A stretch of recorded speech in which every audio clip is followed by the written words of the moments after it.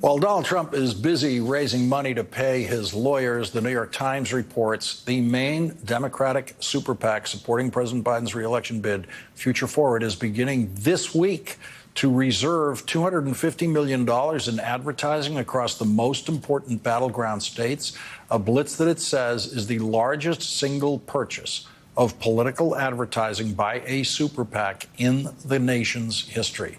Joining our discussion now is Simon Rosenberg, Democratic strategist and author of Hopium Chronicles on Substack. Simon, you're back by popular demand. It's not just me, it's the audience, everybody that they desperately need to hear from you. There is the presidential campaign going on, and we're relying on you to cover it for us. I just want to play what the Fed chair has said, and he's telling a truth that does not seem to have penetrated the American consciousness widely enough. Let's listen to this. Yeah, this is a good situation. Let's be honest. This is a good economy. So that's a Republican, and he was made the Fed chair by Republicans. President Biden kept him there. And he went on and on about, it's the first time in 50 years that we've had unemployment under 4% for 2 years in a row. He just went on and on about how strong this economy is. But it doesn't seem to be the perception out there among the voters who Joe Biden's going to need. Well, I think voters on our side understand this. I mean, if you break apart the understanding the economy into the two parties, Biden gets pretty good ratings from Democrats on the economy. He gets, 0 from MAGA, right? And so it brings the whole number down. But look, we have Joe Biden is a good president. We have a strong case to make for reelection. The country is far better off. I think he's met the fundamental promise that he made to all of us in 2020, which is he'd get us to the other side of COVID successfully. I think we're there. I mean, part of what Chairman Powell was saying is that, it's remarkable where we are right now compared to where we were just a few years ago. I mean, just go through the list, Lawrence. I'll do it really quick, right? I mean, strongest recovery in the G7, best job market since the 1960s, lowest uninsured rate in American history. The stock market setting records every day, real wages galloping and strong, the deficit trillions of dollars less than it was. I mean, remarkable performance, no matter how you look at it. And we should be really proud of that as a country, and as Democrats, proud of our president for having met his fundamental promise to us that he was going to get us to the other side of COVID successfully. I think we're there now. Couple of questions. Well, let me start with polls. Is it time to start looking at polls, something I really haven't been doing?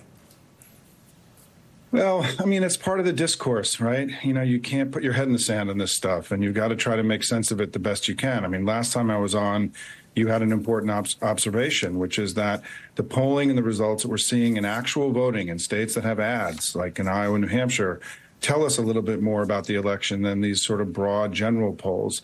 And those polls and the results of those Iowa and New Hampshire primaries were not good for the Republicans, right? Low turnout in Iowa, lots of concerns about the Trump presidency among large chunks of Republicans.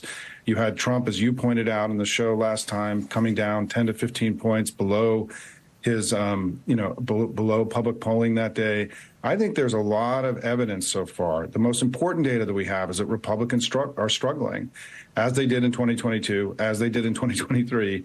And even today, right? I mean, there was one bad poll for Biden today, but let's go through what we learned today in the data, right? Just today, we had Quinnipiac poll that had Biden up 6 points, 50-44, gaining 5 points since the last poll. The Morning Consult poll had Biden gaining 3 points. We had the, at my notes here, the Economist YouGov poll, Biden gained 2 points. So in 3 polls today, we saw a 2-point gain, 3-point gain, 5-point gain for Biden.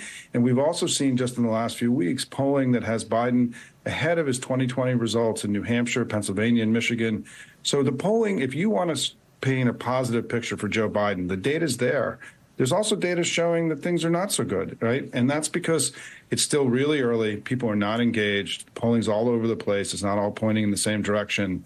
And we have to be careful not to get blown around by the noise in the machine every day. And I think it's why your point last week was so important. Let's focus on the stuff that happened in Iowa, New Hampshire, and that is not good news for the Republicans. As we go forward, I'm looking at the fundamental proposition of how does Donald Trump, what is he doing? What is Donald Trump doing to try to convince voters to come to him who haven't come to him before? He's going to have to get voters who never voted for him before, since he came in millions of votes behind Hillary Clinton, 7 million votes behind Joe Biden. He's going to have to get some people to vote for him who haven't voted for him before. And I've never heard him speak to those people. Joe Biden does try to speak to people who haven't voted for him before. Yeah, I mean, look, the fundamental dynamic of this election is that Joe Biden's a good president, is going to have a strong case for re-election. The country's better off. And they're running the most unfit guy to run for president in all of our history, who's a far weaker candidate than he was in 2020. I mean, he's campaigning from the courthouse and not from the White House. He's more degraded, more extreme, more dangerous. His performance on the stump, as you pointed out, is wild and erratic and frankly disturbing, right, if you really listen to him. And he's also making kind of classic political mistakes, the kind of mistakes that candidates who lose elections make, like coming out against the ACA at the same time we're having record signups of this program, and also, you know, taking credit for ending Roe. I mean, those are traditional political mistakes that can cause candidates to lose elections. I just think when you add all this up, right, the fact that the information that we have today that we didn't have about him before, right, that he's a rapist and that he stole America's secrets and he led an insurrection and he ended Roe, when you put all this together, it just gets very hard to see how this guy can win this election in 2024. And it's why I'm so fundamentally optimistic about where we are right now. Simon Rosenberg, thank you very much for joining us again. Thanks, Lawrence. We'll be right back.